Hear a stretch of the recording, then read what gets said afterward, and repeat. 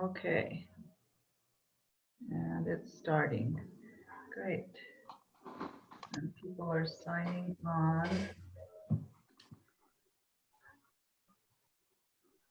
Okay.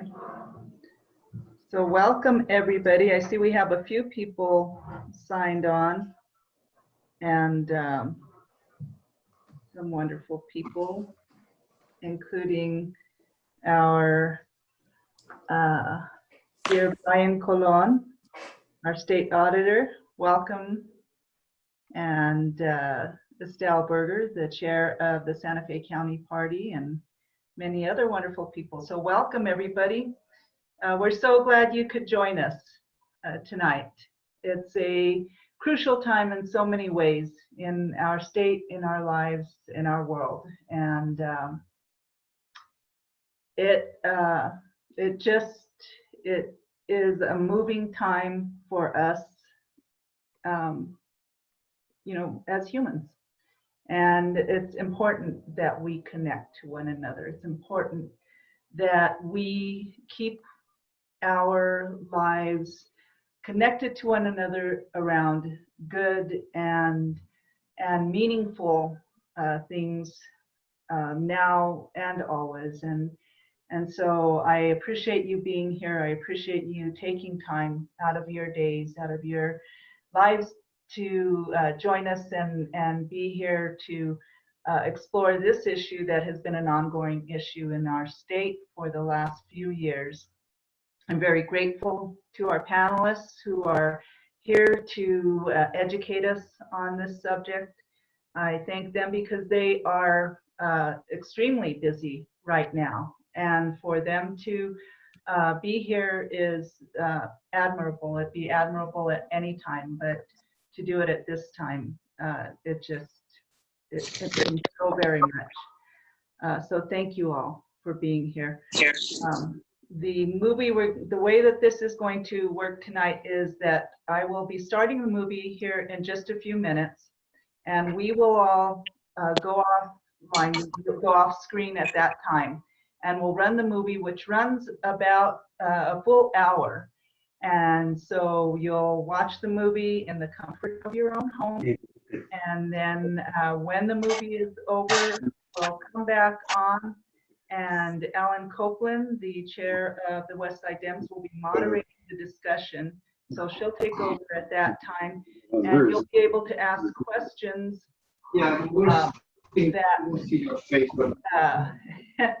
Senator Pino, if you, or DC Pino, if you could mute your microphone, please, that'd be great.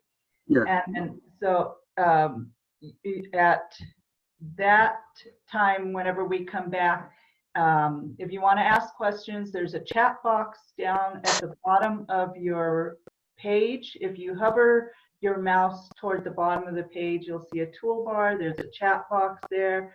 There's a Q&A button there, and you can type your questions and comments in, and I will feed them to Ellen, and she will get them to the panelists. So that's the way this is going to happen tonight. And so without further ado, I will go ahead and start the movie. And once again, thank you all, every one of you, for being here. And let's go ahead and get this started. Get my screen going.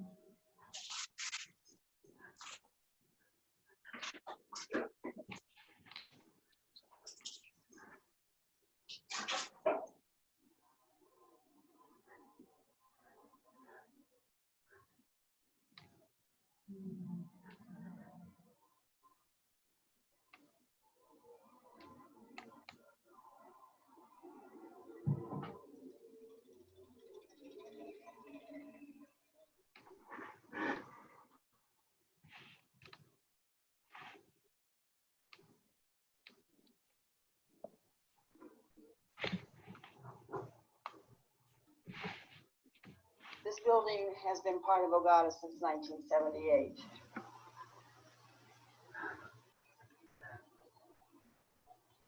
This was my home for 37 years.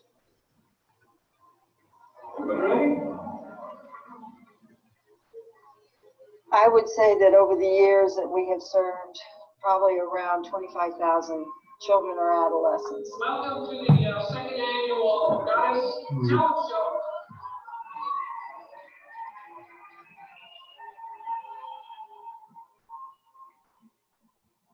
We were known in the community as taking the kids that other people wouldn't take.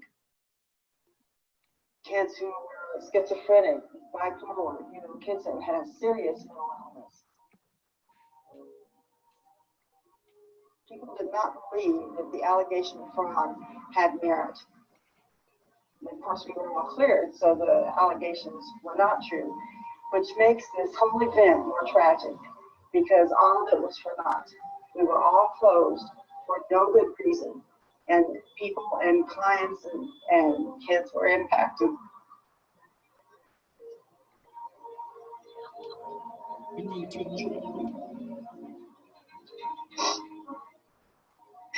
I don't know, where did you tell?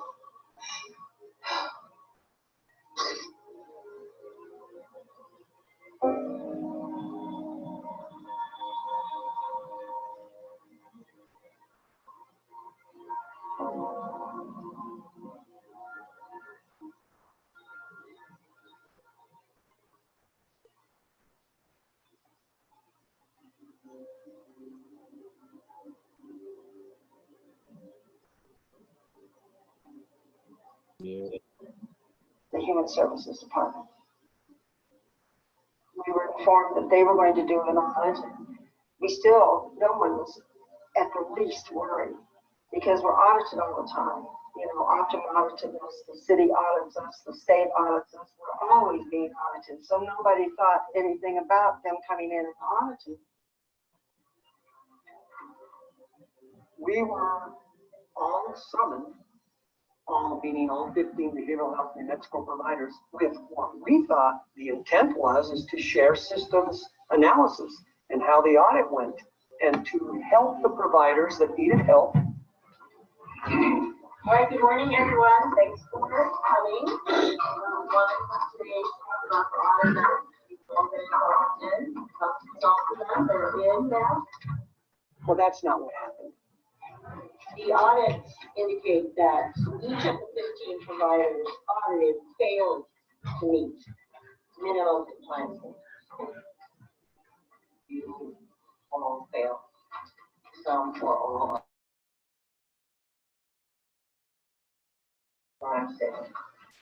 We were told that we had failed the audit.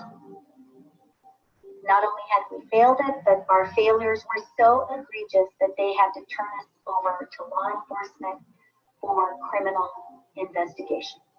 Consequences of this are fairly serious.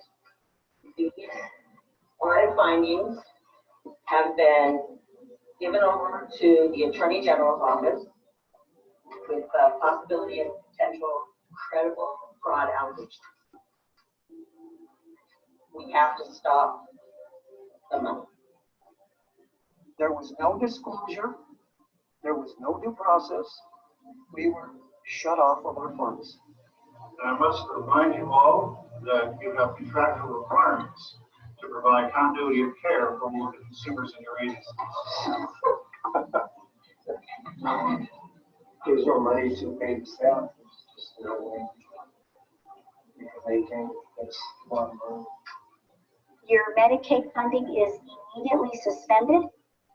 You are not going to receive any more Medicaid payments, and you will continue to provide services to all of your clients, but we're not going to pay.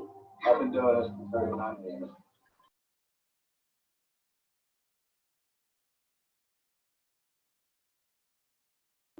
That we failed. That is wrong. We were so stunned. Stunned that they handled it with the news and how devastating it was that it was just silence.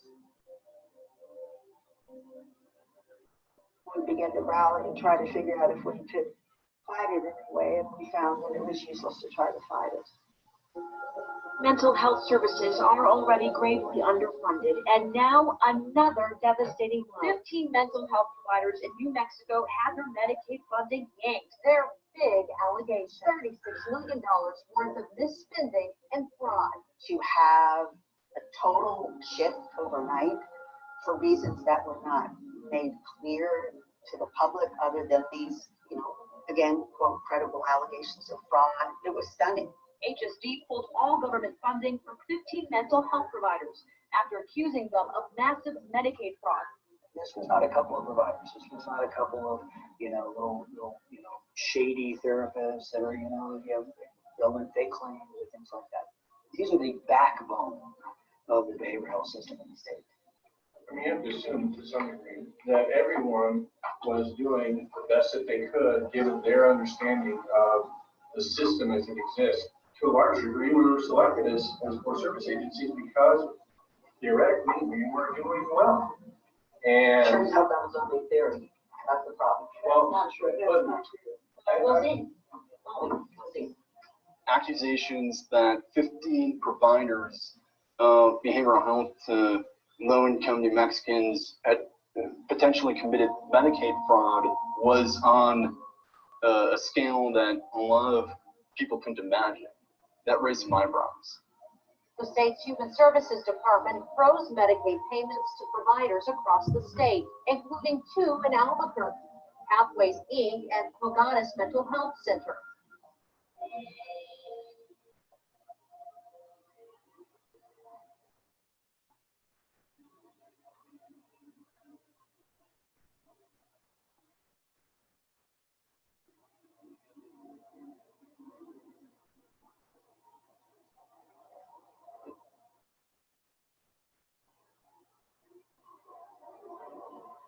Well, this is the North Valley in Albuquerque, and we were the only agency that was located in the North Valley prior to our being shut down.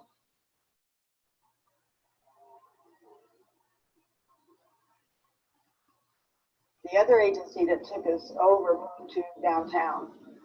So it really eliminated the ability for people in the North Valley to have immediate access to services.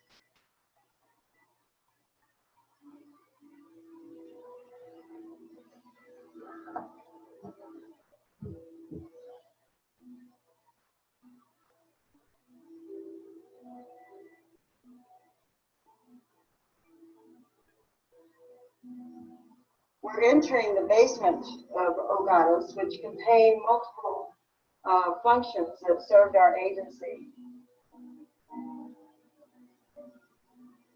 It was a very thriving center, right, with all of the activity that took place here.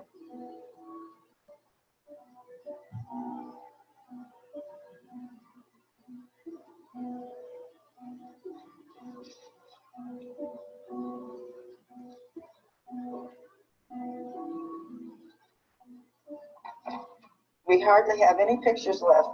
And what I found, a stack of pictures, and one of the things that I found, for an example, is a talent show that the treatment foster care kids would put on every year. Without further ado, welcome to the second annual Guys Talent Show. It was my passion, a commitment to serve families and children to the best of our ability. Being here was where I needed to be.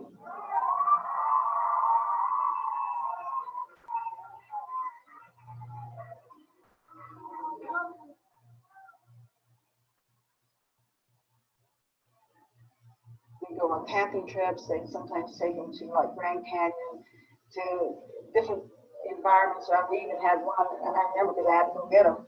They went to California and the van broke down in Grants, and so we had to go pick them up. It isn't just all clinical. It isn't that. They need to have different life experiences so they can go back out in the community. What's left to be done is very little. We're going to leave everything right now as is. So we have some shredding that we need to take to the shredder that's over there in the corner. And after that's over, we have nothing left to do here.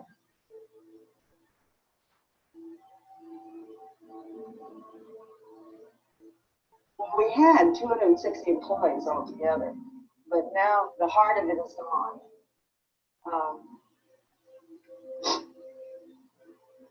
What makes a building is the staff.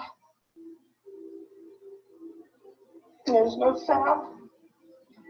So you can walk into a shop.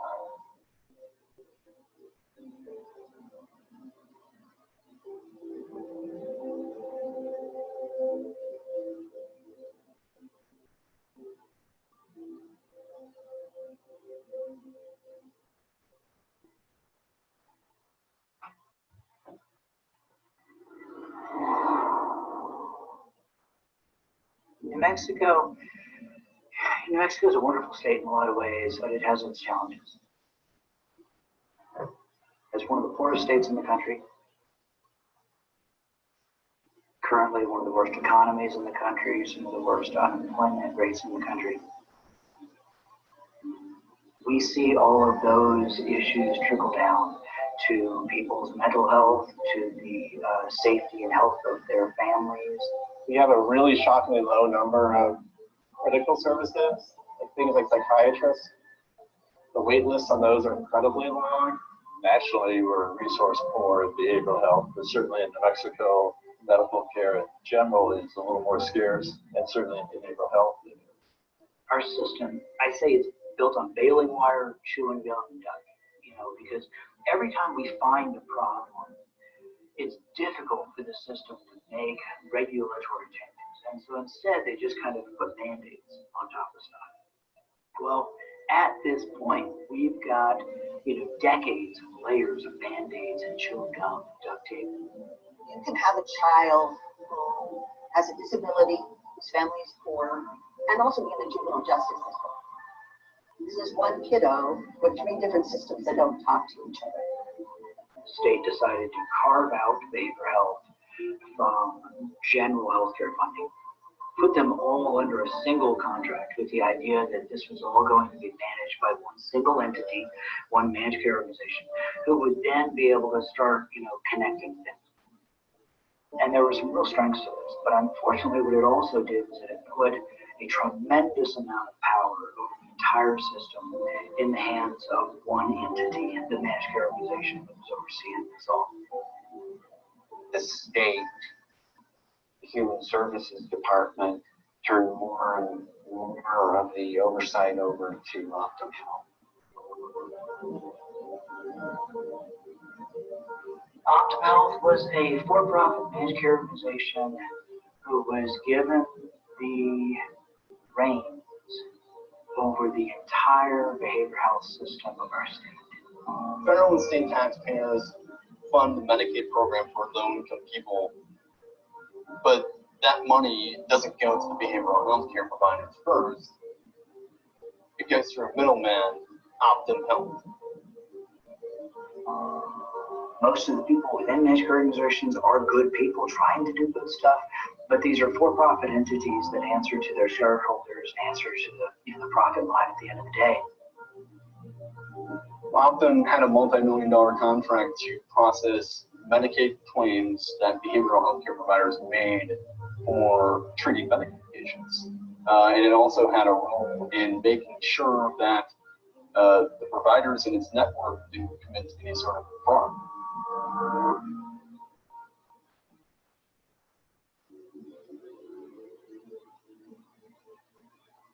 In October 2012, Elizabeth Martin, executive of Optum, had pitched to state officials that Optum's claims processing system could help the state root out waste, fraud, and abuse out of the Medicaid program. That was a major theme in this behavioral healthcare shift. Optum came forward and also gave us a full-on report of what had been going across the system. So with all that going on, we are very committed to controlling waste, fraud, and abuse. Waste, fraud, and abuse is a phrase that politicians of all stripes like to use to show the public that government programs are working efficiently, especially welfare programs and public health programs like Medicare and Medicaid. A new direction in the way government operates. So we increase transparency and accountability, ending waste and the fraud and the abuse that exists today.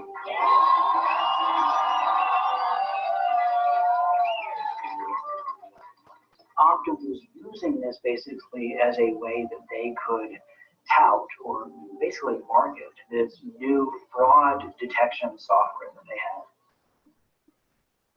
They took these claims and these data to the state and said, look, this is bad. This is not right. These claims are not right. What we know, based on the emails that we found, is that they intended to shut us all down. That was the intent from the beginning. And they succeeded. Clearly, the organizations that had been providing services were blindsided and not given basic due process. And that's where the focus was in the media. There was very little discussion going on about, and what does that mean for the individuals that the organizations serve? Without payment, there's no way for certainly many of the agencies to continue. That means the doors are closed. What happens when everybody knows consumers across the board? The main focus, my main focus, is the protection of the consumer.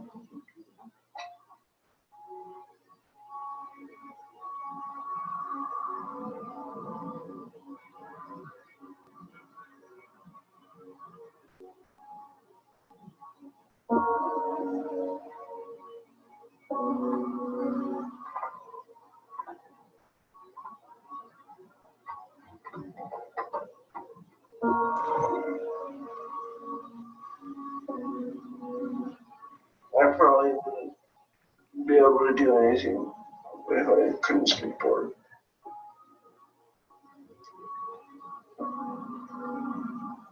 I'm totally in a different atmosphere. Being in the air gives me the freedom to not have to deal with anything else but landing. I'm not thinking about drama, I'm not thinking about my friends, I'm not thinking about bullshit, I'm thinking about that.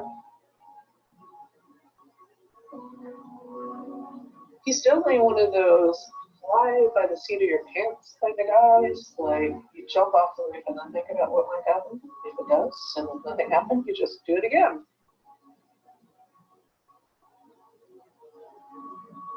Leroy is my grandson. He is, pretty much your typical early trauma kid. You see, these kids that really struggle with what they call emotional self-regulation.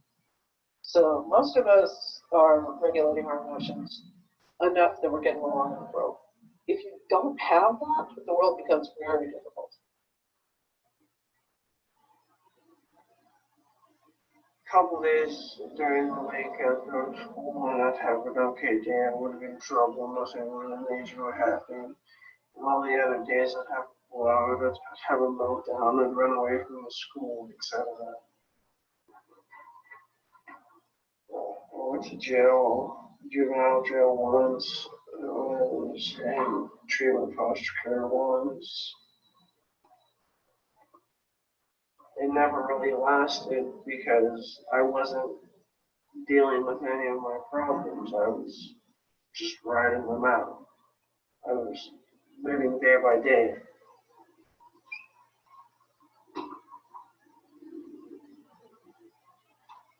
Before 2013, we were living in Los Alamos, New Mexico, but after 2013, we moved to Albuquerque in hopes to get more resources for me.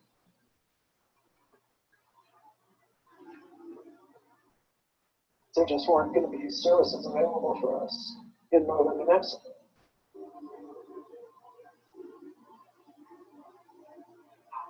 Our situation was, well, we might be able.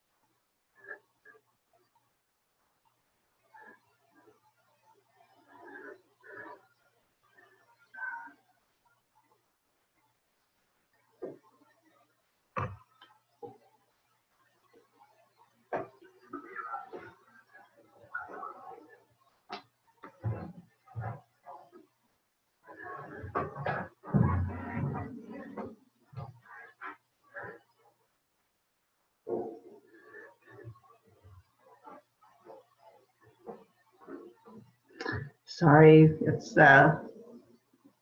trying to catch up there. We'll hopefully get it back here in just a few.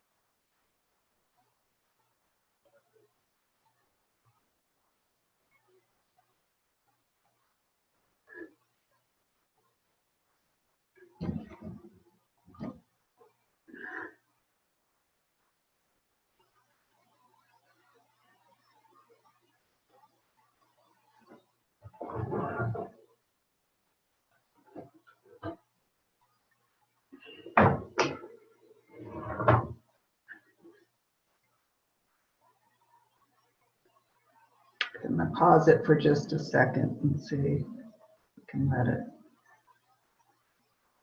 catch up.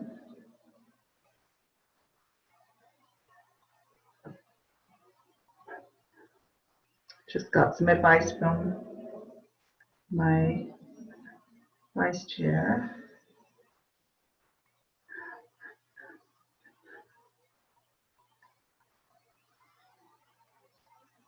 So after 2013, we moved to Albuquerque in hope to get Thank you, more Manny. resources for me.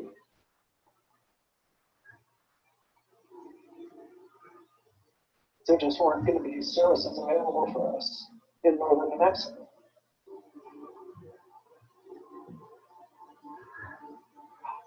Our situation was, well, we might be able.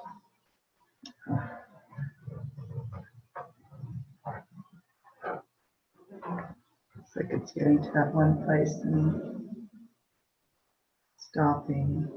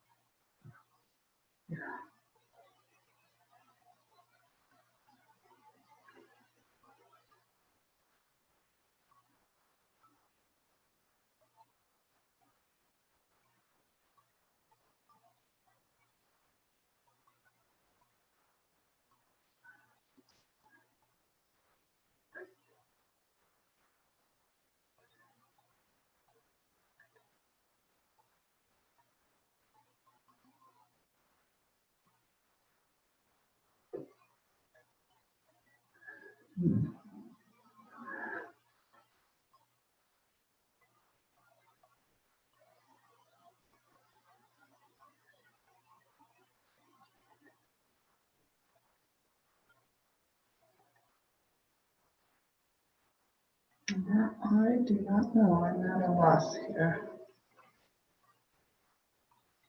I'm going to bring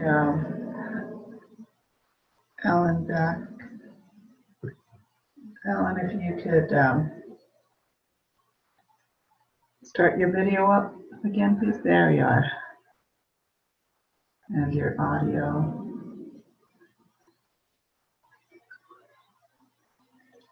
Yeah. And see if this starts back up. But Ellen suggested that maybe Patsy, are you there? And Ambrose could fill us in with what happened. They actually lived this, so. Flora, so can I. Oh, and so can Ellen. Yeah, thank you. Do you want me to go ahead and start talking? Yes, please. Okay. So this is Ellen Copeland. I'm chair of the West Side Democrats, and thank you all for very much for joining us and in this experiment that we've got going on. And we've got a little glitch. If Flora can get the video back, we'll resume the video. But basically, in a nutshell, what happened was the Human Services Department of New Mexico under the Governor Susana Martinez administration actually accepted an audit by Optum Health, which was the agency that was overseeing all Medicaid funding for the behavioral health services across the state of New Mexico.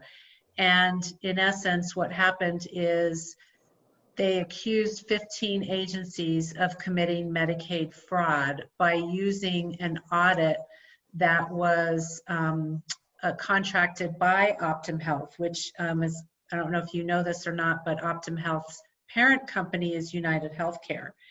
And so as a result, these 15 agencies were, payments stopped to them while there was an investigation that, if you call it an investigation, happened, and essentially most of those agencies had to shut down because they weren't getting any payments in to pay their staff, which basically left thousands of New Mexico's residents who needed mental health services regarding intellectual disabilities and substance abuse treatment without any services whatsoever. And part of what the film portrays, which if we can get it back would be great, but the statewide services were hit pretty hard, but one of the biggest hits was to the rural communities in New Mexico that essentially have no services whatsoever. And then what ended up happening is while the governor and HSD stopped paying these agencies, they had already contracted with 5 behavioral health agencies in Arizona before the audit results were even reported to HSD to come in and take over those services. And so there were, I want to say, millions of dollars paid to those 5 Arizona agencies to come in and take over. They were getting paid just an enormous amount of money for an hourly rate. They were billing the state probably, close to 80% times the amount that New Mexico agencies would be billing for the same services. So eventually, when the payments from the state for their contracts stopped after the agencies already came into New Mexico, those agencies had to shut down and, of course, leave New Mexico bare again because they were not able to continue services when they had to rely solely on their Medicaid dollars and Medicaid billing. I'm going to ask Ambrose. Ambrose Barros is on the line with us right now. He's the CEO of OI Recovery Addiction Services in Espanola. Ambrose was also working with the Easter Seal Santa Maria El Mirador when they were accused of, or actually had the payments stopped to them. He was their clinical manager. And so he was also right at the ground floor when all of this was happening. And I'm going to ask Ambrose if you would sort of fill in the gaps of anything that I may have missed. Yes, hi Ellen.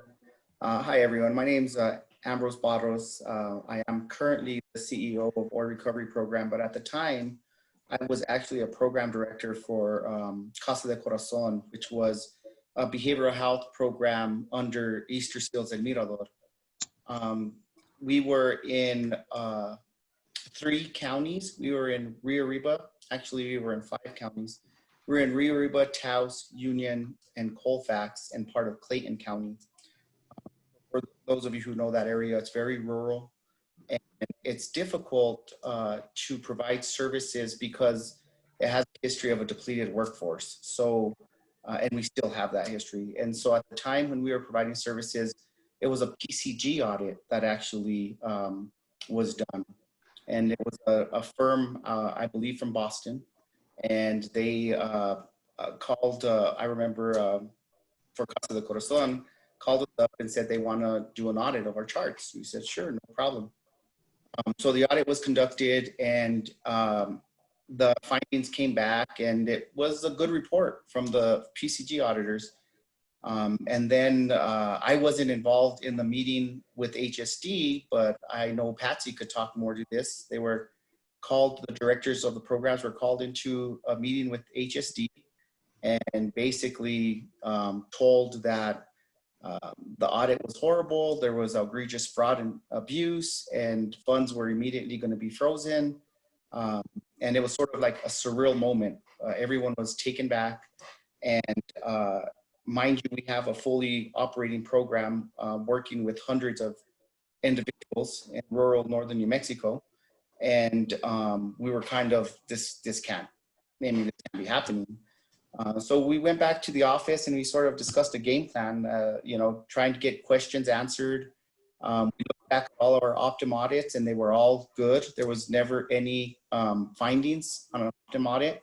And we had a recent Optum audit, I remember. And so we were trying to get questions from the state, but funds were just immediately frozen. And when you have payroll the size that we had, you quickly begin to run out of your reserves. I believe, and Patsy could speak closer as to the millions of dollars that were owed, but it was a surreal feeling. And when you come from communities like myself, I'm born and raised in Española, that community has a hard time trusting and letting programs even in. And Casa de Corazon had been in the program for, well, El Mirador as a program for 40 years. And the behavioral health program was in the area for 20 plus years. So the relationships were already formed with stakeholders, with consumers, with families, with the faith-based community. And we were kind of left trying to figure out how to transition this because money wasn't being released and clients were still being seen, but we were on the verge of going bankrupt. And so decisions had to be made. And what I remember is just talking to staff, not really having answers for staff as to what the process was going to be. I didn't know all the back end work that went into meeting with Arizona providers before the audit even took place. So I didn't know all of that was already in process. And then I remember getting called up to Santa Fe to our headquarters and meeting with Patsy Romero, our CEO, our COO at the time, and Mark Johnson, the CEO at the time of El Mirador, and meeting a room full of Arizona management from Valle del Sol. First time I'd ever met them. And we're kind of sitting around a table and they're saying, well, you know, we're going to be taking over your clients. And so I was the program director and Dorothy Forbes was the other program director. I managed Española and all of Rio Arriba, and she managed Taos, Union, and Colfax in that northern region. And we were just taken back as social workers. We're both social workers, and we're both taken back at this social injustice of what we viewed. And we were just, you know, what's going on? And they kind of looked at us and they said, well, it's in your best interest to transition all the clients because you're going to have more work when we take over, assuming that we were going to transition over to them as providers. And I was just kind of listening, and we told them, well, we're not going to be staying on board with Valle del Sol. We're going to be trying to understand what's going on and try to get some answers and transition over to the developmental disability side of El Mirador. And everything just kind of went, and there was no plan, and the plan that was in place failed because there was no releases of information that had been initiated. And this group just kind of came into our buildings and we're like, okay, let us see your files. And we're like, whoa, wait a minute, you know, we have a client protected HIPAA rights here. And it went very quickly. A lot of clients fell through the cracks because they refused to sign releases of information and they refused to transition over. A lot of staff left because they felt it was an injustice. And so the workforce was depleted, And again, New Mexico has a depleted workforce of behavioral health professionals already, and even more so now. So we were at the height of our operation in the communities of rural northern New Mexico. We had a comprehensive care network that consisted of treatment foster care, of behavior management specialists, of comprehensive community support services, and of course your individual and family therapists. We had a workforce of well over 100 in the behavioral health arena, and you now got that, see that being slashed in half because of this whole situation. Until this day in northern New Mexico, there is not treatment foster care. We lost psychosocial rehab. That didn't come back. BMS services were vastly diminished. And what you were left with was just skeleton crews of these agencies. And then when they started folding up shop and leaving New Mexico, and I'm kind of jumping ahead, it's due to the workforce. You know, if you don't have the workforce to provide the services to draw down your revenue, then essentially your operation is going to be unsustainable. But hey, Ambrose, I was just going to say we're able to start the video again. Okay. And I really, really appreciate you filling us in on what your experience was. I think that helped to put everything into context for the audience. So let's go back to the video, Flora, if you want to do that. Okay, let's give it a try here. With the choices of either my grandma was going to turn her guardianship for me over to the state, where I was going to be a kid of the state, or go back into treatment foster care and finish my program. And I had to come to the point where I couldn't disrespect my family or hurt my family any more than I had already done in the past. And B, I didn't want to just be a low life nowhere doing nothing. He made the choice. And I think that's a big reason why I was more successful. It's because he made the choice.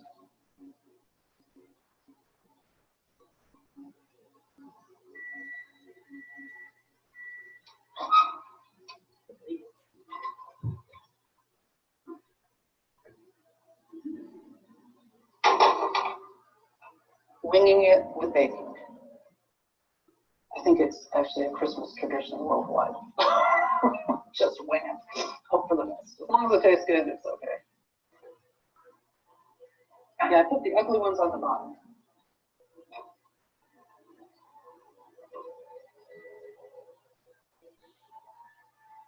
If this problem doesn't directly involve you or impact your life, you're not going to care. And that's what pisses you off. You're trying to poison me with these things you've poisoned me. The poison of Christmas cookies, that's your story. Yeah, that's it. Guess you better not eat anymore. That's a big risk. It's I don't know what to call it. You know, at the end of the day, he's a pretty good kid. He's got a good heart. He's incredibly sarcastic, but I really can't say much about that. So I'm pretty sure it's going for me. I'm hurt, I'm a little stressed right now. Well, that's on me 100%, but it doesn't help that I have a lack of services. I would say her life definitely probably wouldn't be the way it is if I hadn't came into her life. But my life wouldn't be the way it is now if she hadn't come into my life.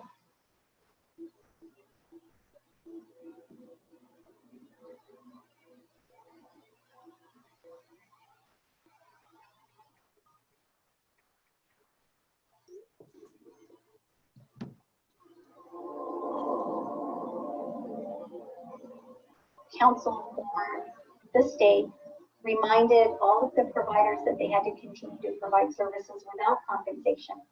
And I must remind you all that you have contractual requirements to provide continuity of care for all the consumers in your agency. There's no money to pay the staff. They think that's the one. Of course, we had to notify that we only had money for a certain specific period of time. Most of us, you know, we're lucky if we have 30 or 90 days, you know, kind of cash on hand. What happens to a suicidal client or homicidal client that needs services immediately and the management team is saying is not accessible, especially in the next week? Do those land on your doorstep? They land on yours. Why else? We're out of business.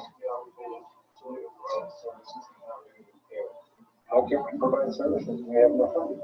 You have no engagement. We were told that there was a provision in our contract that required us, under continuity of care, to continue delivering services without payment. As it turns out, there is no such clause. We started talking with our colleagues in the field, and all of a sudden they stopped attending meetings, they stopped providing any consultations for us because they were shut down. We missed fast. We just broke down.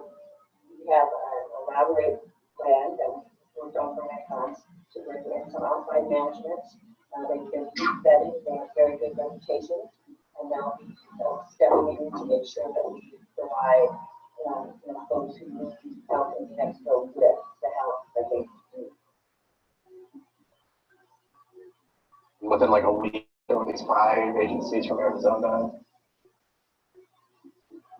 Officials with Optum Health and the state of New Mexico have been meeting with Arizona behavioral health care providers prior to even beginning its audit of the New Mexico providers whom they would replace. They didn't know what the hell was going on. Records that are now public show New Mexico is paying at least one company in Arizona for mental health services, and half of that was before the audit was done. Identifying the 5 Arizona companies had happened before the audit findings were released. It had already been decided which company was going to take over which region of the state. They should not have been going to let other firms take us over. They were supposed to audit us, not design a plan to have us taken over. They had already had their minds made up, and they already had their 5 Arizona companies lined up. And by the time the public knew about it, it was already long gone down the road.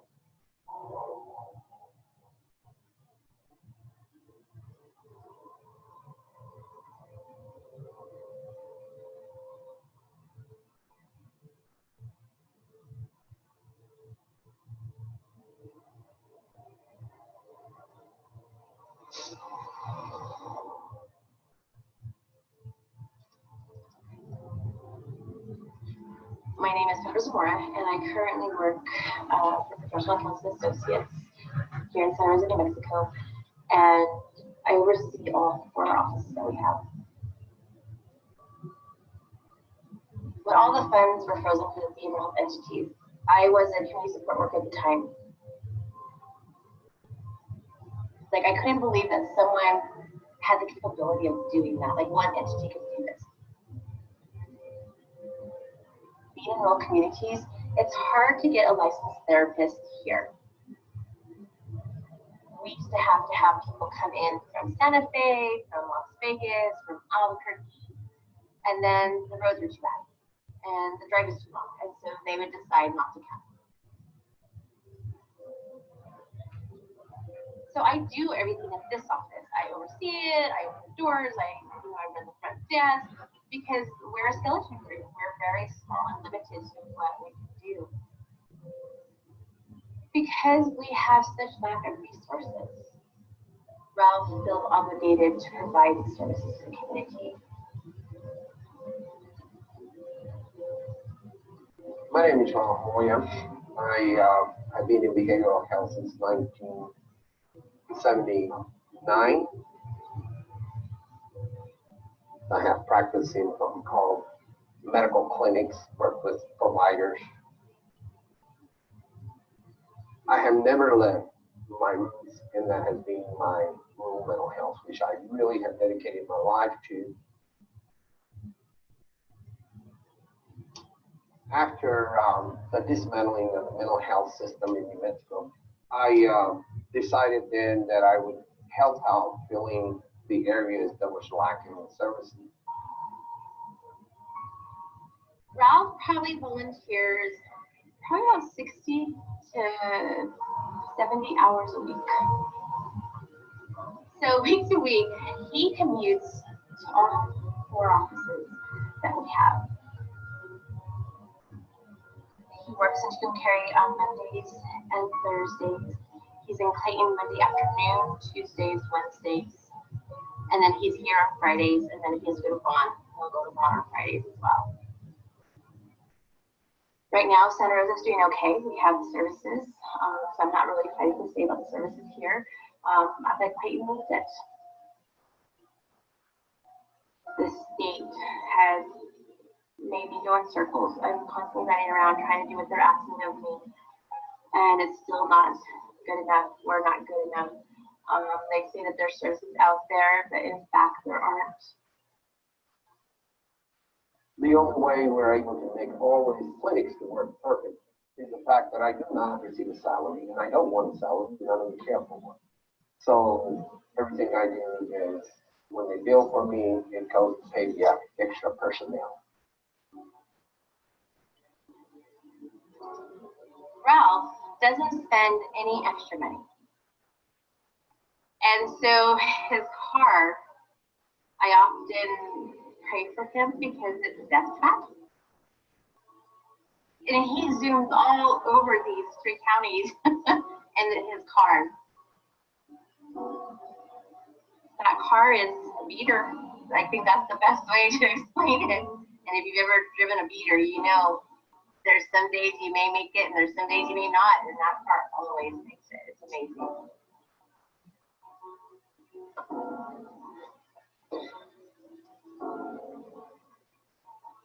We're very short on therapists, good quality therapists. And, certainly, that's how I ended up here. So that's how I am. Mental health is my passion, and I'll be here forever, I guess. Until there's no need for me or other two things.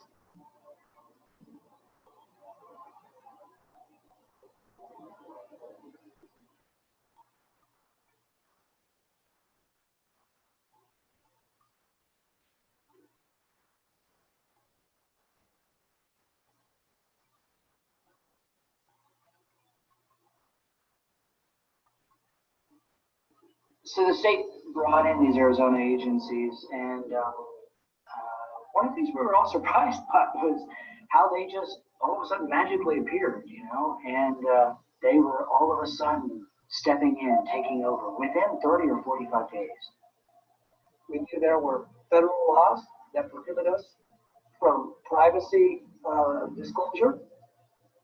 In spite of that, HSD came to our offices, to this very office that we're sitting in here with all these file cabinets with behavioral health notes and client files. And in essence, they confiscated our files. Our electronic medical record system was taken away from us. And so providers were left without any contact information to try to follow up with the most vulnerable of our families. The only plan they had was money. They gave every Arizona company a certain number of millions of dollars to come in to use that money as a way to start up their own agency within the agencies that they took over.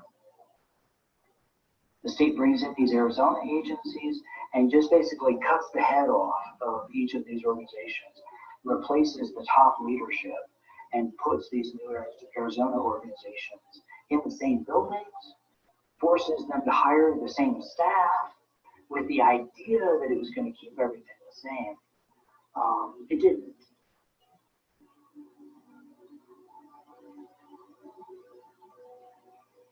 A lot of these organizations had been deeply embedded and trusted in their communities for years and gone. When the Arizona companies took over, it became more centralized. So the smaller communities ended up with fewer services or no services, and they were expected to travel further, if at all. We saw the smaller shops that were staffed by local community members begin to disappear. And so the provider network began to shrivel up. It's a problem all over, but in the rural areas, sometimes that mental health center was the only service there, period. And so when those services go away, there's nothing.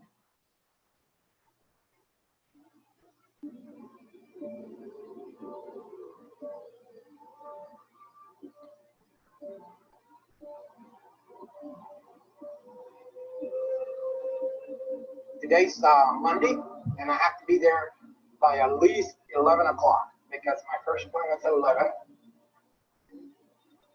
I love the big skies. I love the idea that I can see for miles and miles. Actually, this is rabbit ears before you get to Clayton, and I am happy when I see those because I know I'm very close to Clayton. About 15 miles out, you can start seeing them and go, yo, I'm almost there, almost there. Clayton used to have a lot of services for children. They were providing good services to the community.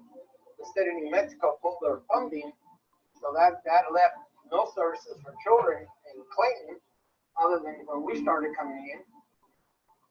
They don't have the therapy that is required for people with substance abuse, people for depression, or severe SDMI that need a little follow-up. So we're the only ones that provide that type of service in Clayton. Nobody else does.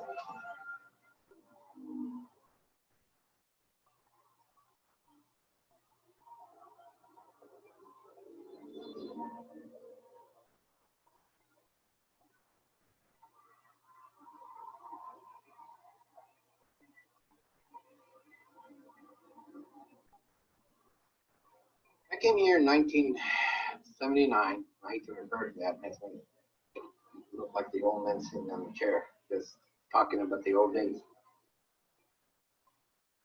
I have several families that I am in their fourth generation of providing services. I treated the grandma, I treated the mother, and now I'm treating the son. When I start to see somebody really progressing in therapy, it's very encouraging because then you begin to see the client being very encouraged, very motivated. And the whole deal is to help people function and be able to be at the full potential of that person's ability to care for themselves, care for their loved ones, or do their jobs. Stay off the state ID.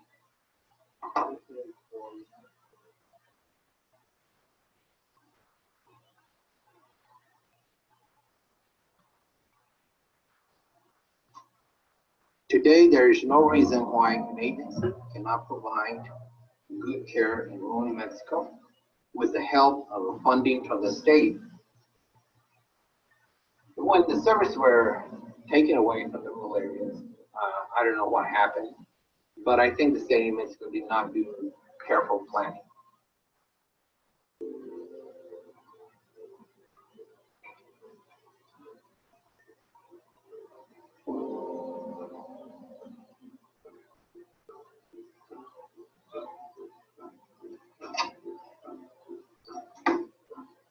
I have a client. This lady is a wonderful, beautiful person. She has adopted about 8 kids. Where did you get from? I thought it was only 1 kid. It turned out it was 8. I go, what? I don't know. I said, okay, let's see what we can do.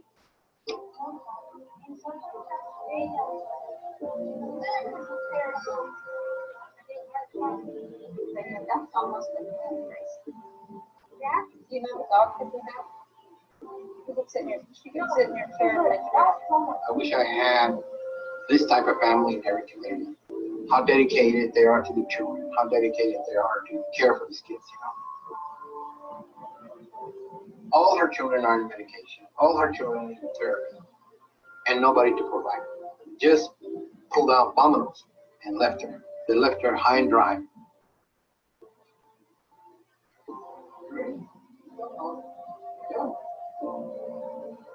She is now trying to figure out what to do. And it's sad because, like I tell people, you know, even though if me in the state of fighting, I can go home. But who suffers at the end? The patients.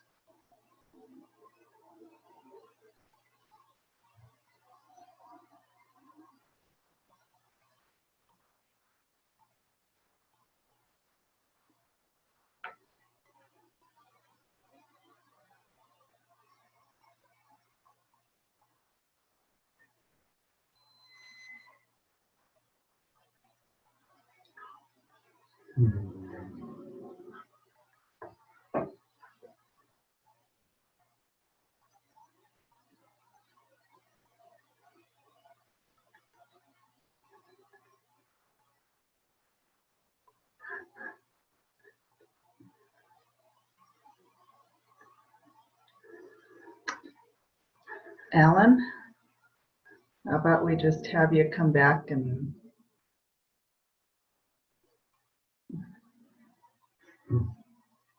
Okay. Let's make sure we have everybody else on.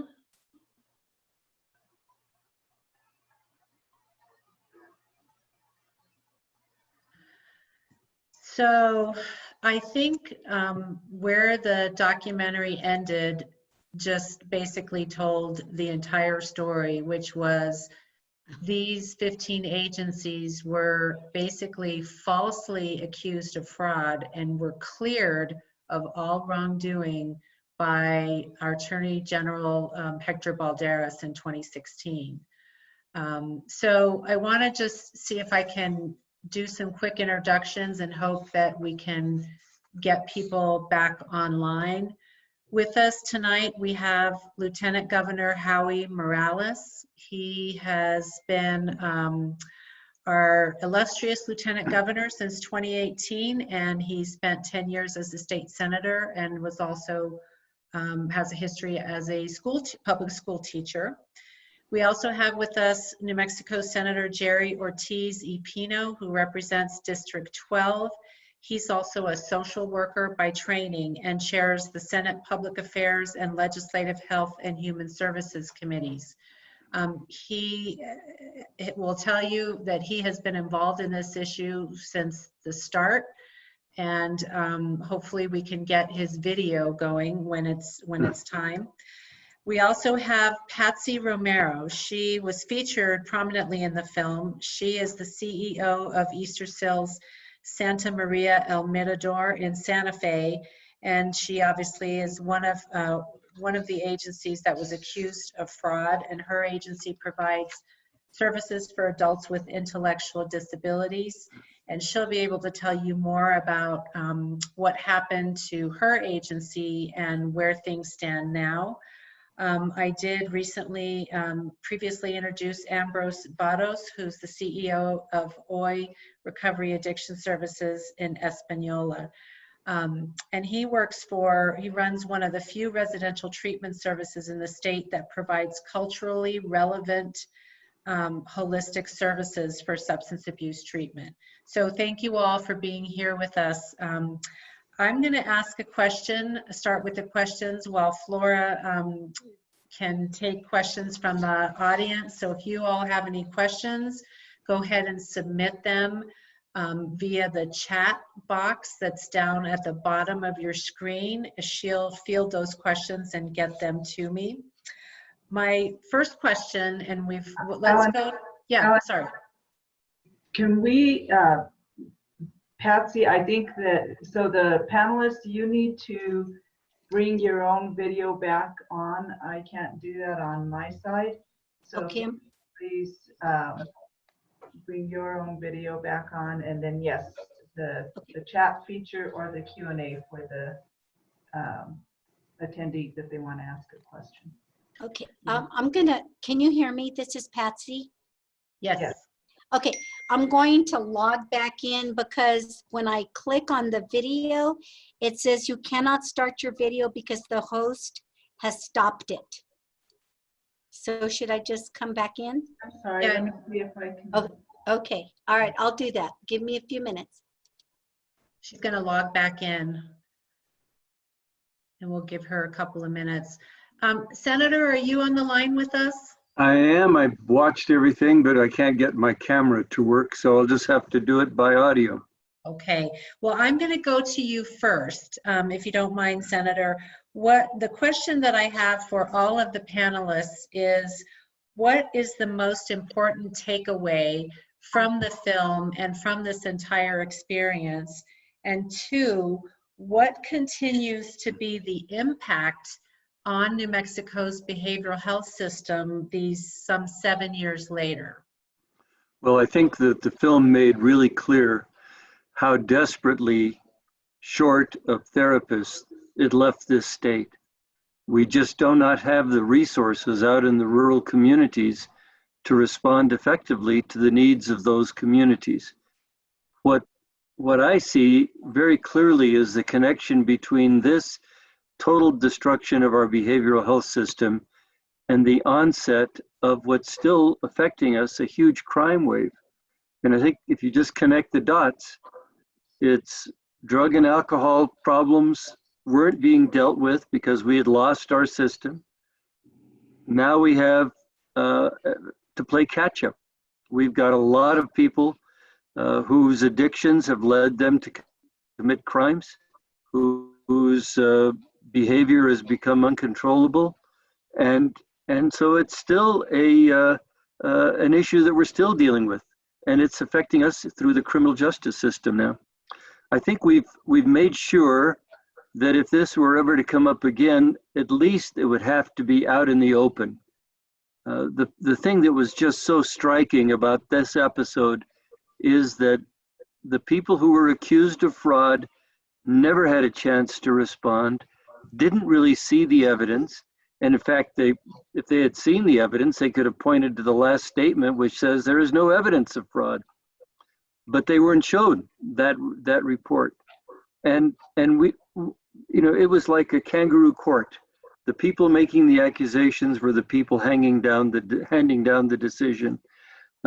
Now with Senator Papen's recent legislation that makes sure we have a due process in place, any such accusations would be dealt with. One last point I want to make. It was terrible what the Martinez administration did, but equally to blame was the Attorney General at the time, Gary King, a Democrat. And if he had just said, if he had just read the report and seen the final statement, there is no evidence of fraud, he could have stopped this in its tracks. That this was allowed to go on is going to be something that will hang over his reputation for the rest of time. I mean, it was just I don't know if it was incompetence or fear of looking soft or whatever, but he shares part of the blame for this as well. Thank you, Senator. Let's go next to Lieutenant Governor Howie Morales. He is with us again, and the question that I asked of the panelists, Lieutenant Governor, is what it was the most important takeaway for you from the film and from the entire situation, and what continues to be the impact some 7 years later after this crisis happened. Thank you, Ellen. I first want to thank the Democratic Party of Bernalillo County for giving this opportunity to have this discussion, because we can never forget what took place. Watching the video, it gave me chills and brought a lot of things that I had forgotten that had taken place, everywhere from the PCG audit to other type of things that took place. It really was a reminder of the darkest days the state of New Mexico has experienced. Hats off to champions like Senator Jerry Ortiz-Pino, people like Senator Mary Kay Papen, and others who fought as hard as they could to make sure that there was some sanity to what was taking place there. Looking back and seeing the impact, Senator Ortiz-Pino is absolutely correct. What we're seeing right now with many of the social issues that we're dealing with, there's a direct correlation to what took place. You know, I was concerned when I sat in those legislative committees as a senator at the time. Many of the issues that were being discussed was, again, along the lines of crime all the time. And unfortunately, and we heard it, as you saw in the video, that the cabinet secretary basically just came out and said that they were criminals and that they have violated the law. Therefore, they were going to have all the reimbursements halted, which we saw that took place. I'm just grateful now where we're at, that we can finally put an end to that chapter and to start rebuilding. And fortunately, under Governor Michelle Lujan Grisham, working with Human Service Department and as well as Patsy and others, to at least provide some assistance to those providers who are put out. So I do want to say that looking back 7 years ago, we're dealing with this every single day, and we must never forget what took place and ensure that it never happens again. Thank you, Lieutenant Governor. And now let's bring in Patsy Romero. Tell us what your thoughts were about the most important takeaways from not just the film, but the entire situation, and what do you consider to be the most important impacts that still continue as a result? Thank you, Ellen, for having us here tonight.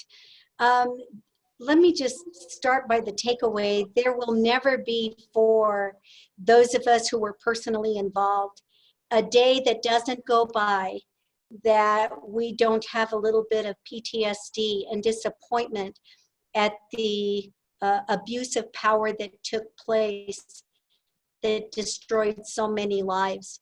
What we don't talk about is that many clients all across the state that we were serving and doing so well passed away because of this debacle. And sometimes we don't take that seriously enough, that the loss of life can have no price tag on it. And those lives that were lost have really devastated so many of us for so many years. The crime that's been involved is something that is going to take years and years to recoup.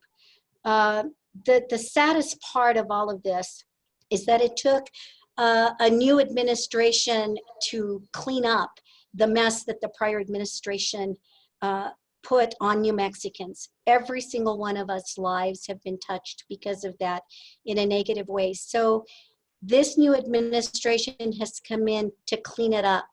But the unfortunate part is that the criminality that was involved in this entire behavioral health shakeup was criminal, but it was not criminal by the providers that were providing the service.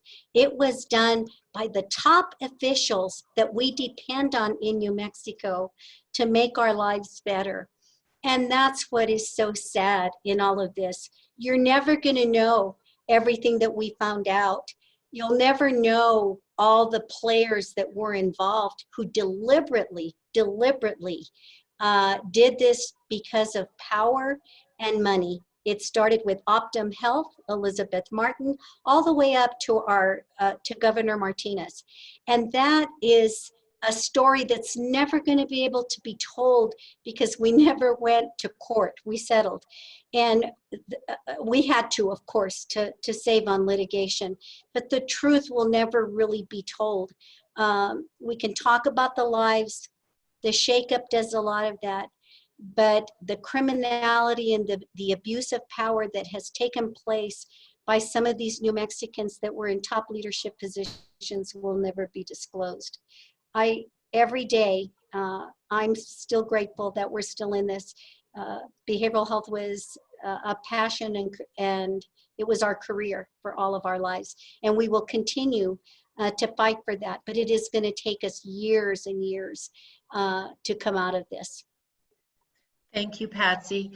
Ambrose, how about you? What is your takeaway and what continues to be the impact in the present day? Well, as far as the takeaway, we've been processing this event for the past, gosh, what has it been, 5 years? longer, 6 years. And so right now, seeing the community that I'm from and providing the services that we do at OI Recovery, I still see a community that hasn't fully recovered. So just seeing the video and reminding me about that whole situation, and I'm over here talking to Pat's text a lot, watching it and just saying, gosh, how did we get through it? How did we manage that situation? Because it was the carpet was pulled out from under us pretty much real time. There was no planning. There was no, feedback being given to us. And it just really disrupted a continuity of care that we worked so long in a community to build. And, the takeaway is still a surreal feeling. How could this happen? How could we set measures in place to assure that it never happens again? Because the recovery process, we still don't know how long it's going to take to rebuild. A lot of the behavioral health staff, I don't think people really realize, but a lot of the behavioral health staff that was here in New Mexico left the state of New Mexico because of this situation. We at Casa de Corazon I haven't come across therapists that we used to have there. I wish I would, because at OI right now, our biggest issue is workforce. Everyone's talking about the coronavirus, which we should. It's a crisis and it's impacting us very broadly. But as a healthcare professional, we're still open for business. But the workforce is what's hindering servicing clients in need. And looking back and seeing the wave of crime reports that have increased throughout the last 5-6 years, I think it really puts it in perspective that when services as important as the ones we were providing to children and adolescents who are born into generational homes of addiction and trauma, who come from areas that have historical poverty, need that support that we're giving them just to build the resiliency, the coping skills to navigate their communities and to make the right decisions. And I always go back to the graduating class at Espanola Valley High School in 2013. And it was the highest, the numbers weren't great. I believe it was 52%, but that was the highest graduating class. And when you're in an area where there's just such a ripple effect from the historical trauma in the homes, it's really a process to secure the appropriate services to help them navigate those communities. So the biggest takeaway from this is, again, that surreal feeling. We're still rebuilding. I don't know how long it's going to take. We desperately need a behavioral health workforce to rebuild, for sure. And we have to now start all over again, it seems. Thank you, Ambrose. I'm going to turn to one of the question that we had from one of the audience members. This is from Carlene Nordholm, and the question, I think, is a great one. What was the underlying motivation for this crisis? Was it to reduce government, objection to social services or the services for the poor, to save money, to funnel profits to corporations? And I'll let whoever wants to take a stab at that answer to just jump in. I would like to jump in. It was power, and money. That's all it was. It was money for Optum Health because they thought they could sell their program integrity, and I have the evidence to prove what I'm saying. And it was the governor who wanted to have the power and the glory of being the #1 governor who weeded out waste, fraud, and abuse as a condition of the Affordable Care Act. And that's all it was, power and money. I'd like to chime in with one other possibility. It was a new administration, a brand new secretary who just came to the state 2 years before. She had never worked here. She didn't know these agencies and the people that directed them. And there had been an article in the Albuquerque Journal about a year before this all happened, right after she came. They ran an article about how well off some of the directors of these agencies were. They owned planes, they owned sports cars, they did all this stuff, according to the newspaper article.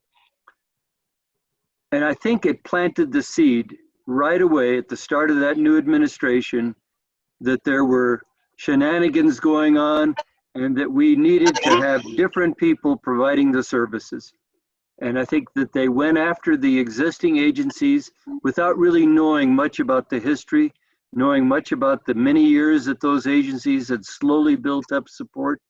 And they went after them, and I think they were frankly shocked at how the whole system crumbled when they chopped those first 15 agencies off. I don't think they were prepared for the fallout.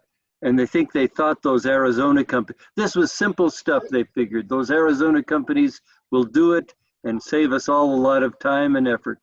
And it just fell apart all around them. Well, you can also get outside. Anybody else want to take a stab at answering that question? I'll go ahead and chime in too, and I appreciate the comments that were made by Patsy and Senator DiCipino. Our great state auditor, Brian Colon, has shared with me that the essence of good governance is always going to be transparency and accountability. And the work that's done specifically from the state auditor's office, all the actions that took place really violated the principles of what that auditing, that state auditor's position has, and the separation of powers and the importance of that. When we look and see what has taken place, I have my theories, and I think one has been mentioned as far as the thought process. Maybe it was a payback for campaign contributions. Maybe it was a communication and the connections with the Arizona companies who they thought were going to come in and do that. But we have to also remember that we had a governor who came in as a district attorney, who was a prosecutor, and the need to have further advancement within the political realm needed a high-profile case. And I thought that their assumption that this was a easy case, it was going to be high profile, that's going to weed out corruption and abuse. They clearly misjudged that, and unfortunately, the impact was to all those individual providers, and especially those individuals who were receiving the treatments that were so necessary for all that they needed and all that they were getting by these 15 New Mexico providers. Can I add one more thing, if that's okay? One additional comment that I want to make is that Senator Ortiz-Pino had a really good point. There was a lack of understanding about behavioral health services for just a mentally ill population. And I think, and this misunderstanding was prevalent, I think, in the prior administration. And when you don't understand mental illness and you don't really appreciate the complexity of how you provide that service, you're not going to make good decisions, and totally destroying the safety net to provide that service to the most vulnerable population, the chronic mentally ill, the seriously emotionally disturbed children, and chronic substance abusers. If you don't really understand the complexity of that, you're not going to appreciate that a system of care like that is necessary in order to continue quality services and services that are comprehensive in those communities. So I just wanted to add that comment as well. Very true, Patsy. Thank you for that. And here's another question that I think I already know the answer to, but I'm going to ask it so you all can answer. This is from Esther Lucero Minor. She wants to know, what responsibility has the Martinez administration been accountable for? My guess is nothing, correct? Nothing. They have not, no. This is Patsy, no. They have not. And it's unfortunate, but no. Let me go to another question. This is from Rosella Gonzalez, and it is to Lieutenant Governor, Lieutenant Governor and Senator Ortiz-Pino, you spoke to the lasting negative impact of this. Is there data that clearly demonstrates or quantifies the adverse effects to direct service consumers, families, and first responders?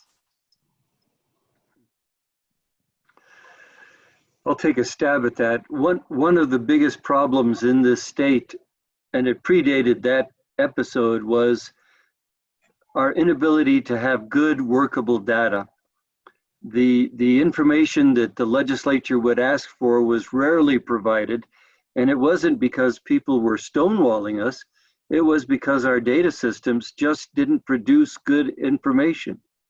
So when I was trying to make the link between our increase in violent and property crimes, tracing it back to this, that's kind of a global picture. I don't have the hard numbers. I don't know how many of the people that are committing these crimes or that are, selling drugs today were affected by that. But it is pretty coincidental if we had the numbers and if we could trace it to the individuals, I think there would be a tight connection. But I honestly can't tell you, Rosella, that we have clear indication of that, either statistically or in terms of individual criminals.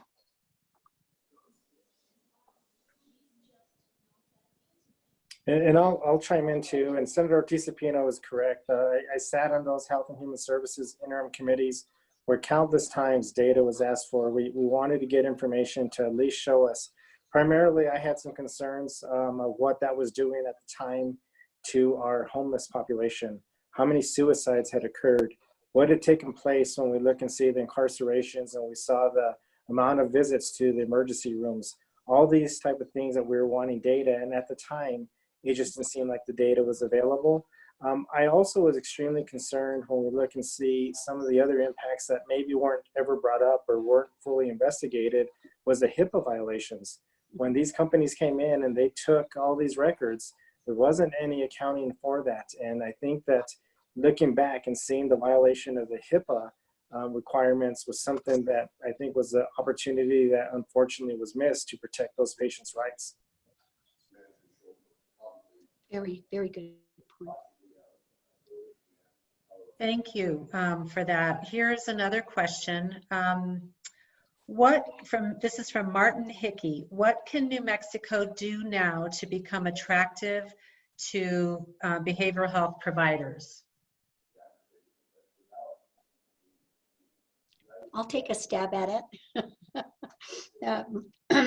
From my good friend, Dr. Martin Hickey. The first and most important step that I believe New Mexico needs to take and has taken, although it's very new, was the passing of Senate Bill 251 by Senator Papin, which is the Medicaid due process bill, that will demonstrate to providers, to professionals, that New Mexico does afford due process when there are questions with regard to Medicaid.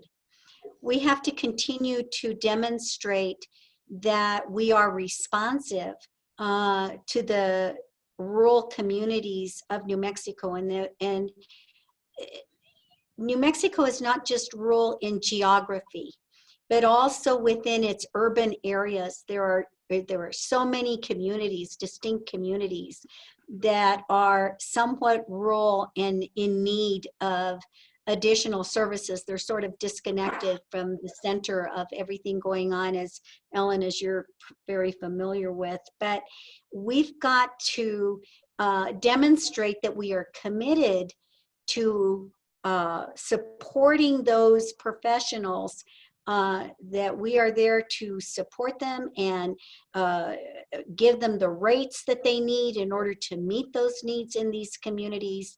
And I think if we can demonstrate that, we can start building the system slowly. But it's got to be funding, but we all still have to demonstrate by our actions that we do support the professionalism of these individuals who are going to provide a lot of Medicaid services, because we have, we've expanded Medicaid and we need those providers within our state to meet access for good behavioral health care. I'd add one other thing to that, and that is when providers come into the state and have to be certified by multiple networks, it really does create unnecessary barriers. And I've thought for a long time that if somebody is licensed, if they're acceptable enough to be licensed in the state, there shouldn't be another hurdle that they have to go over to prove to yet another HMO that they should be part of their network. I think we ought to have one network. All the providers who are licensed and practicing and willing to accept Medicaid reimbursement should be part of every single network. There's no reason professionally. There's economic reasons why the companies don't want to have open networks, but that shouldn't be a consideration for us. And it becomes a barrier to attracting qualified professionals in some of these communities. They have to, and sometimes those certifications take months. And what are they supposed to live on in the meantime while they wait to be certified? The whole system needs to be debureaucratized and the red tape eliminated. You see me smiling here because you can tell that Senator Tisapino and myself have sat and had many discussions like this, and absolutely the credentialing piece is something that continually came up with providers, with people who wanted to practice here in the state.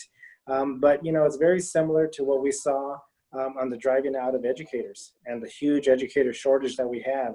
And the message that I shared with educators is the same exact message that I share with healthcare providers, is that if you've left the profession for whatever reason, or the state, please consider coming back. If you're in the profession and are considering to retire, we'd ask that you stay because we need you.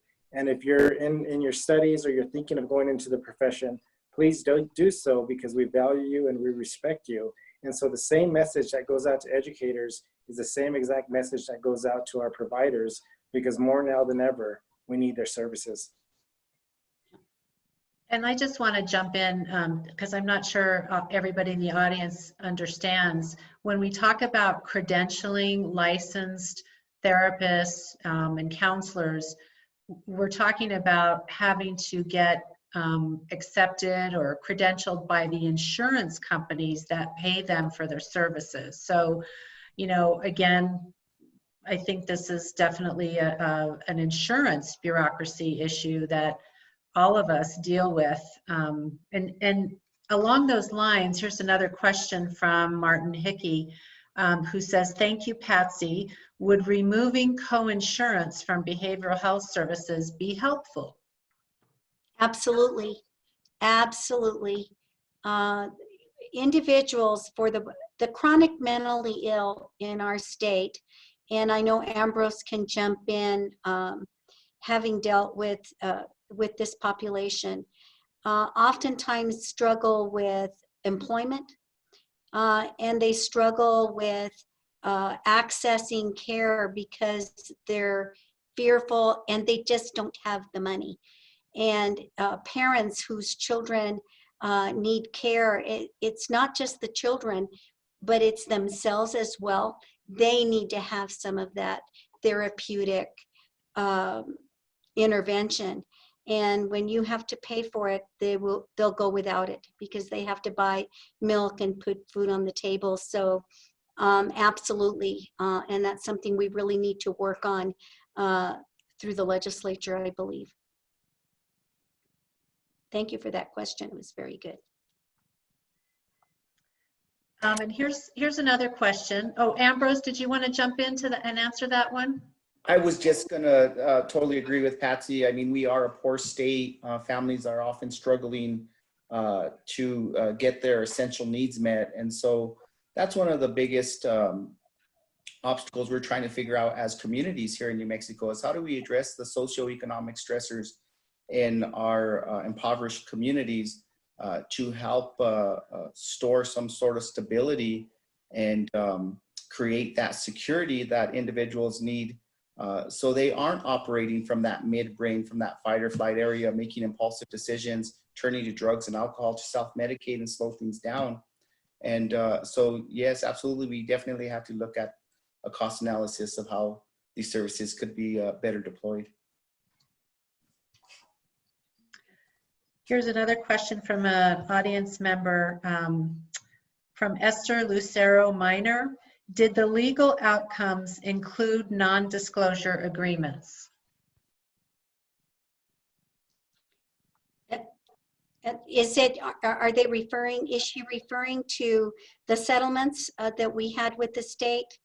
Yeah, and maybe Patsy, you can talk a little bit more about sort of what happened with your particular instance, because you were one of the agencies that was cleared early on, but then reinvestigated, and you're still in some legal situations around the whole issue. Is that correct? Well, let me just clarify that. We have reached our settlement with Human Services Division on the behavioral health litigation. And that had to do with our, with the damages lawsuit that we had against the state of New Mexico. This administration has settled that litigation.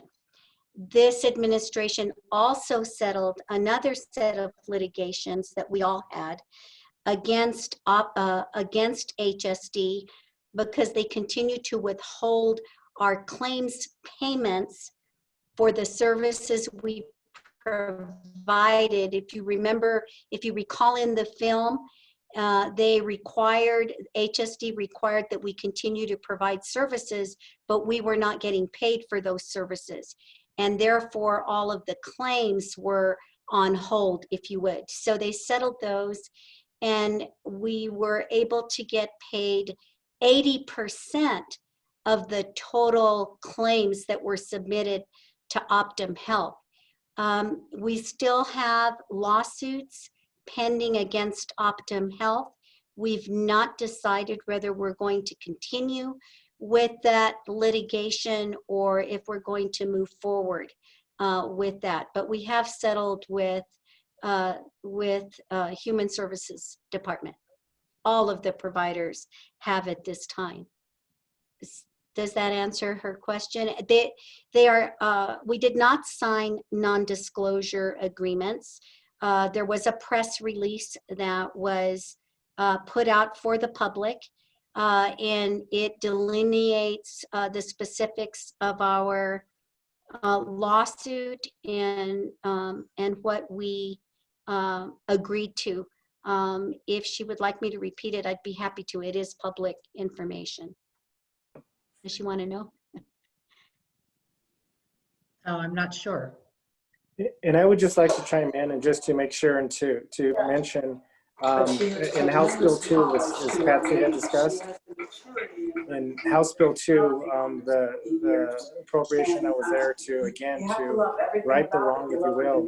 But I'd also like to give credit to our Attorney General, Hector Valderas, and the work that he did in making sure that the first step was clearing these providers. And so I just want to make sure and point that out and to credit our Attorney General for the work that he did there. Very disarming. Now, you're a person who would know, because at the age of 16, you were. I'm not sure what we're hearing, but if you're a participant and can you please mute your microphone, because we're hearing, it sounds like a TV in the background.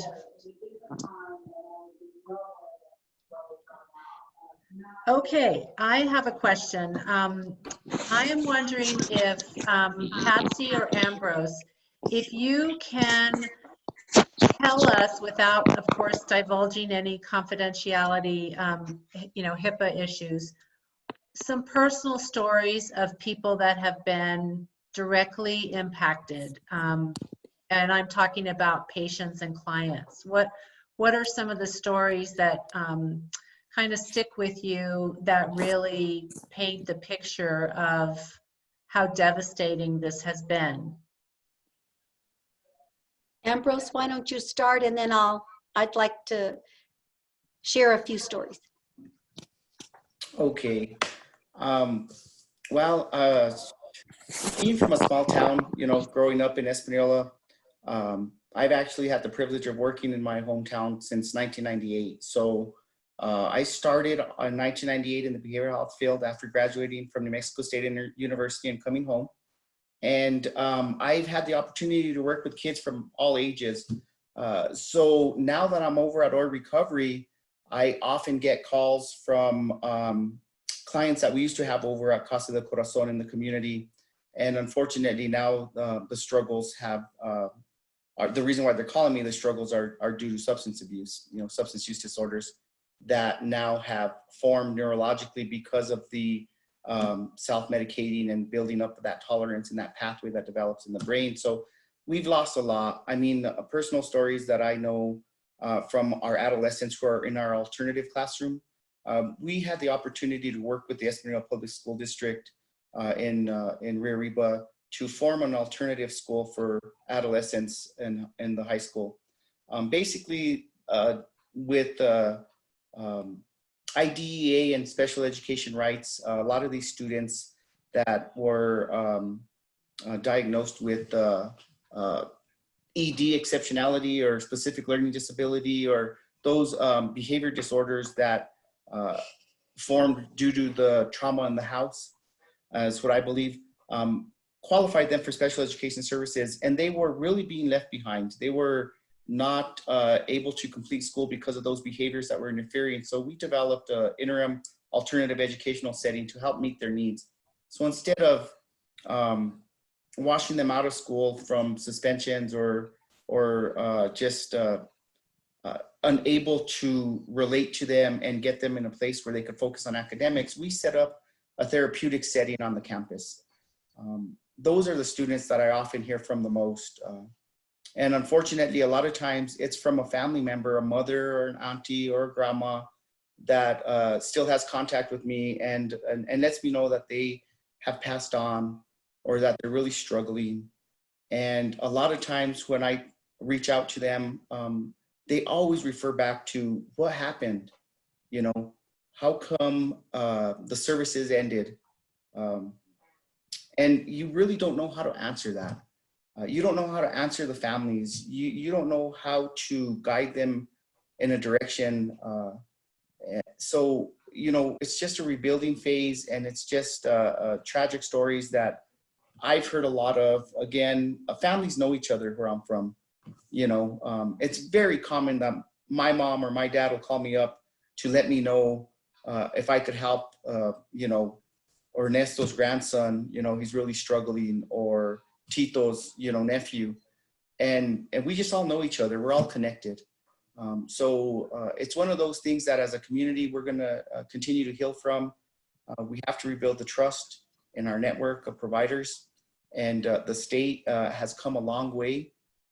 I've really seen a huge turnaround with this administration through this crisis. For example, we're getting guided daily through emails that are coming in that are helping me as a director make the right decisions for my staff and the clients that we're serving during this time. And that's something I'm not used to, and I think after this shutdown, like Senator Ortiz-Pino said, and Lieutenant Governor Morales, I think the administration really thought that this was going to be something that just ended right away, that it was a closed case.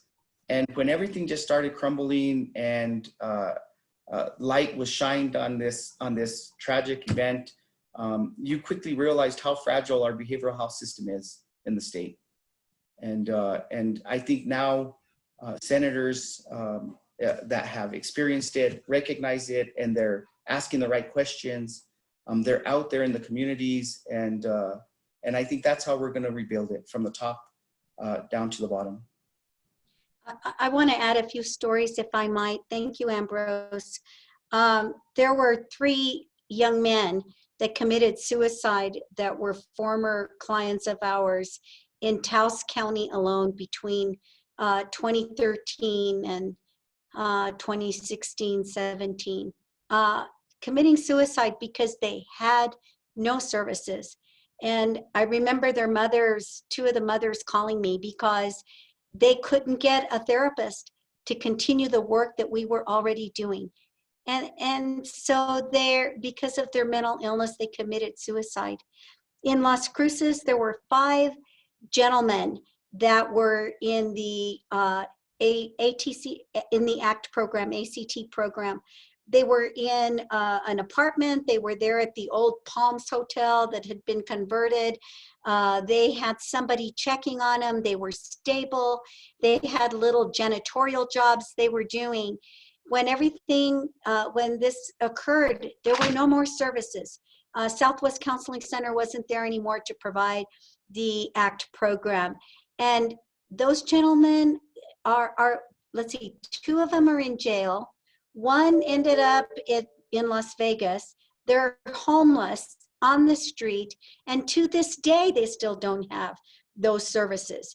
So the stories just go on and on. I have a grandmother up in Springer who was getting services from our provider up in Raton, and her son ended up in jail and was doing so well, staying in school, really trying to get his head together, was willing to go to the community college. We disappeared overnight.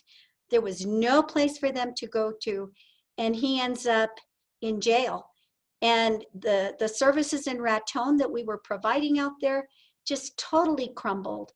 And all of those kids that we serviced and their families, you can't bring their lives back again when they were already it was promising, they were getting better, we had those supports. And those are the lives that nobody's ever going to answer for. And that's just not okay. It brings tears to my eyes every time I think about it. And I can tell you every day, goes by, every day I get a phone call from somebody, that a grandmother particularly, or someone who cannot find services. And I understand that we're trying to rebuild the system of care, but we're a long way from getting there. And we need to remember that. My light went off, I apologize. I have to move. But we need to not forget that this is a crisis situation that needs to be repaired thoughtfully, responsibly, and understanding the cultural and uniqueness of New Mexico. And until we do that, the building is going to be difficult. I do want to say that the way that the departments were trying to rebuild behavioral health, not under this administration, but prior, was to give behavioral health services to the federally qualified healthcare clinics when the Arizona companies left. But the federally qualified healthcare clinics are not specialty providers of behavioral health services. Primary care is their expertise. And so they need additional support, training and support to help to rebuild the system of care that our experts were dismantled. And so again, remembering that this is a specialty service and that many, many lives were lost unnecessarily. Thank you, Patsy. I know all of you have touched on this at one point or another this evening, but I've got 2 questions that are essentially the same. Where is the state at in rebuilding the system to get it to the level it was prior to the shakedown? Shake up, I should say. Anybody want to take a stab at that? Well, I agree with you. It definitely was a shakedown, so I don't think that you needed to correct that. But I do have all the confidence in the world in the work that's taken place and all of our constitutional officers and looking the support that we have at the congressional delegation. The governor has put together a strong team led by Secretary Strace. I think that's absolutely critical that you have people at the top who understand where we've been, but also what we need to do to think forward and to make sure that, yes, we never forget, but we also have a vision of what we can do to go forward. Neil Bowen, who's now with the Behavioral Health Collaborative, I know is in there, and he's working hard to help build that. I want to stress the fact of having collaboration, and that's been one of the cornerstones of Governor Michelle Lujan Grisham, is to ensure that we have interagency collaboration. And I think that needs to take place from our providers to people who have been impacted to other individuals who have been there throughout this and can give us an idea of what we can do to move forward and to build a system better than we've ever had before. Okay, here's a question from Lori Harris. She says, suicide is on the rise again in Albuquerque high schools. What legislation is planned for the next session to address this problem? I'm not sure anybody can answer that question, and I'm not sure if we still have Senator Ortiz Pino still on the line. Anybody want to take a stab at that? I can just add my own personal observation of what occurred over the last legislative session and session before. There are a lot of advocates out there right now, and I think they are working very hard, and they are receiving legislative support from the legislators to bring up, there's been 3 or 4 pieces of legislation to address suicide in our state. It really is a serious concern, very much, in my opinion, an epidemic that we need to address.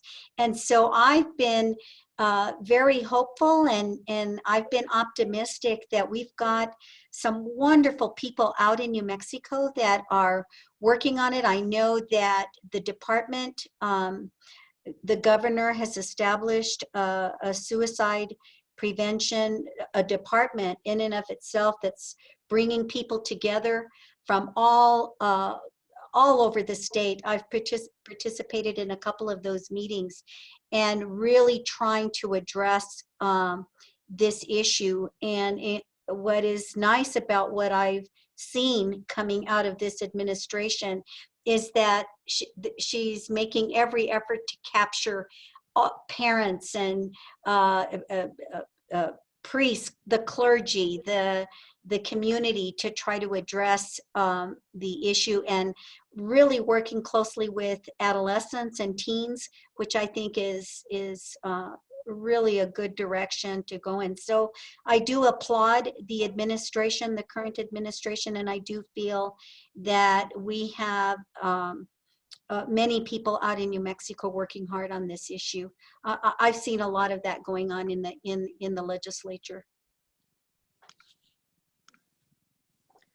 So I don't want to take us off track too much, but I think this might be a question that may not be able to be answered at this stage. But with the coronavirus crisis happening right now, what are the threats to behavioral health services or funding for expansion of behavioral health services in light of the probability that lots of dollars may need to be shifted to address the crisis from a medical standpoint rather than a behavioral health standpoint?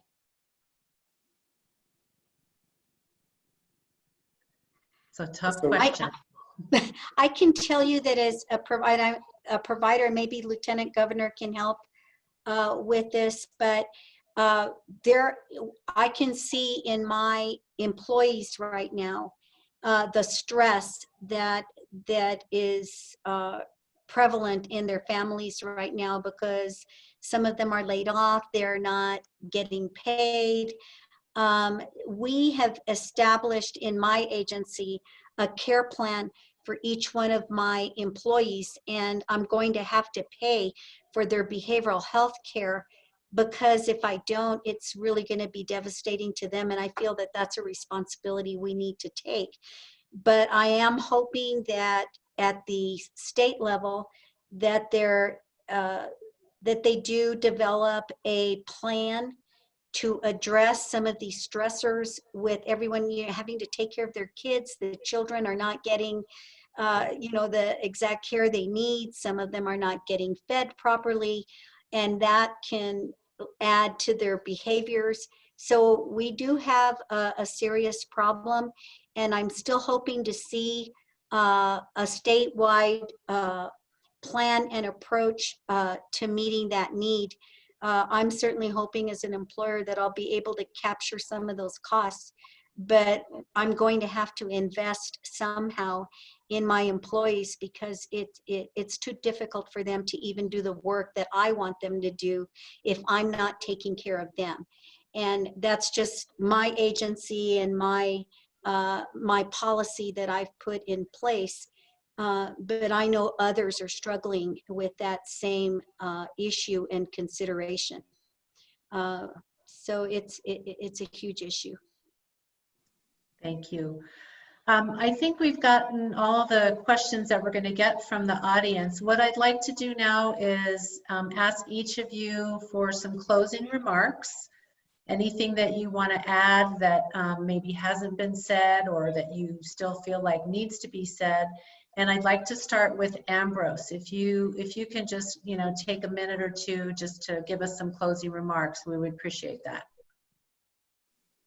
Sure, absolutely. And thank you for inviting me to be part of this panel discussion. I definitely learned a lot as one of the panelists, just listening to the other presenters.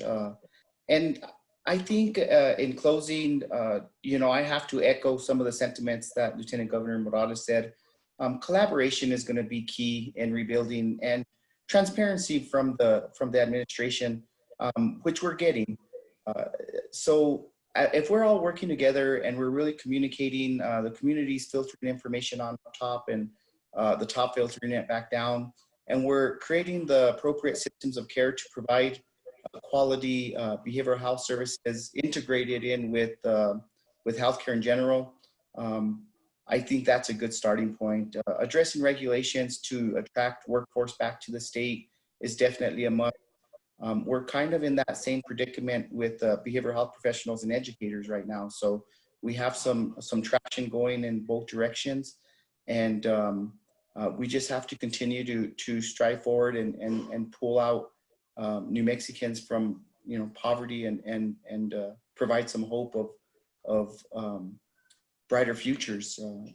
Bring more resources into the communities, lower that living wage, create jobs that are able to support families, and then again providing the quality care of behavioral health services is going to be key, because again I always go back to the root cause in the profession that I'm in right now, which is the substance use disorder treatment, and a high percentage of the time it's due to mental health as a root cause, and it could surface from trauma, it could surface from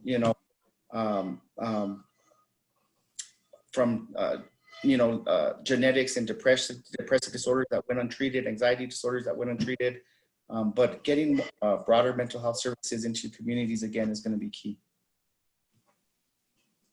Okay, thank you very much, Ambrose. Patsy? I'd like to thank you for this evening, and thank you for continuing to show the shakeup. But I want to applaud the Democratic Party, if I could. I'm a little bit, I've just got to add how grateful I am that for the support that they gave during this entire 6 years of struggle and fear that many of us were facing, and constituents out in the communities. So I'd like to just thank the party for doing that. But I'd also like to thank the entire legislative Congress that we dealt with, both on the Republican side and the Democratic side through all of this. We had bipartisan support in the due process bill through the entire 3 years, 4 years that we were battling this issue. And I want people to understand the players and the leaders that were out there, because they're the people that will always listen to us. And I do want to especially thank Senator Ortiz-Pino and Lieutenant Governor Howie Morales. They have been such champions for us. And there's a lot of other folks out there, but they understand the issue. And when you have leadership like that in our state, I'm optimistic that we're going to get there. We are going to get there because we have the strong leadership, and not just at the top, but also in the community. So thank you very much for listening and for keeping this on the forefront. Thank you very much, Patsy. Lieutenant Governor, last words for you. Thank you. Once again, I appreciate you making time to ensure that we continue the dialogue, to understand everything that took place and how we can use it as a springboard to improve all of our systems across the state of New Mexico. The stressors are real, and we understand the impact that it takes on children up to adults, and then those providers and those professionals who are out there on a daily basis. You know, there's been a lot that has happened over these last few years, but I never want to forget the journey that people like Patsy, like Roque Garcia, like Mr. Fritz, who isn't with us anymore, but yet they went through the journey and the impacts that were there. I want to make sure that we recognize and we honor them for all that they unfortunately had to endure, as well as all those countless names and people and families who we may not even know who were impacted by this shakedown. From the state of New Mexico, I'm confident that we're going to continue to work together to ensure that we can have all the best possible results, again, to have the best possible system in place. But I want to thank the Democratic Party of Bernalillo County for making sure that we're never going to forget, but we're always going to come up with solutions. I also want to share, and I'd like to make a recommendation, because doing a forum like this isn't free. And it costs a lot of money, and I want to just ask people that if they can contribute. I know myself is willing to contribute $50. State Auditor Colon has agreed to contribute $50 to help the party, and thank you for putting this on. And I would ask other people to have that also as a consideration, because we want to continue to have dialogue to have improved results. So thank you again, Ellen. Thank you, Lieutenant Governor, and thank you all very much for participating. This is a topic that's near and dear to my heart, and so I really appreciate your time. On behalf of the Westside Democrats, I'm going to turn it over to our co-sponsor and fearless leader, Flora Lucera, with the Democratic Party of Bernalillo County, for some last words. Thank you so much, Ellen, and thank you all for your time, expertise, your compassion, your tireless work on our behalf at every level. Thank you so much.